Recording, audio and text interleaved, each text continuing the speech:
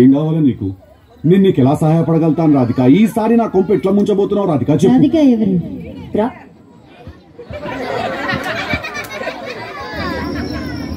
So మరి టిల్లుస్ అందరూ ఒకసారి గట్టిగా ఓ వేసుకోవాలి. చెప్పు రాధిక, ఏం కావాలా నీకు? నేను నీకు ఎలా సహాయపడగలుగుతాను రాధిక? ఈసారి నా కొంపు ఎట్లా ముంచబోతున్నావు రాధిక? చెప్పు. రాధిక ఎవరు? నా పేరు రాధిక కాదు, నా పేరు లిల్లీ. నీ పేరు లిల్లీ ఏమో గానీ నువ్వు మనిషి అయితే 100% రాధికవి. నువ్వు ఒక రాధికా జాతికి సంబంధించిన ఆడపడుచువి. నువ్వు మీరందరూ కూడా ఒక రాధికా ఇన్స్టిట్యూట్ ఆఫ్ టెక్నాలజీలో స్టూడెంట్స్. మీరు ఆ కాలేజీ ఉండదు, అది ఆడేనో గుట్ట మీద ఉంటుంది. అది ఆ గుట్ట మీద లైన్గా రాధికాలందరూ నుంచి ఇట్లా బైనాక్యులర్స్ తీసుకుని చూస్తుంటారు. టిల్లు లాంటి లప్పగా లేడున్నారు, ఓ నవలాగని చేద్దామని చెప్పి.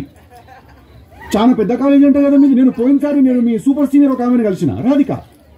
చాలా బాగా ర్యాగింగ్ చేసింది నన్ను, చాలా ఎంజాయ్ చేసిన. నేను ఇప్పటికీ మాట్లాడుతున్నాను దాని గురించి. అంతేమ్మా. టిల్లుగాడు ఉన్నన్ని రోజులు రాధిక ఉంటది. ఒక లైలా మజ్ను, ఒక రోమియో జూలియట్, ఒక టిల్లు రాధిక. దాంట్లో ఇద్దరు చచ్చిపోతారు. ఈడ నేను ఒక్కడనే సంక నాకుతా. చెప్పు రాధిక, ఏం కావాలి నీకు? ఒక్కసారి టిల్లుస్ అందరూ గట్టిగా రెడీ.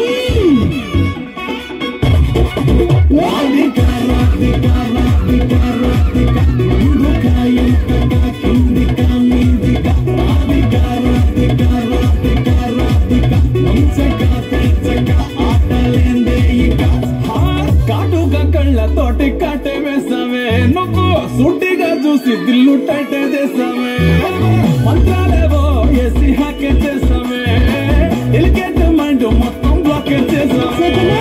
చక్కర్లు కొడుతున్నా పిల్లలాగా, నువ్వేసే బిస్కెట్లకు మరిగానే బాగా, చాక్లెట్ గుంజుతున్న సంటి పోరలాగా, నన్నేడిపిస్తున్నావే గిల్లా గిల్లా కొట్టుకోగా.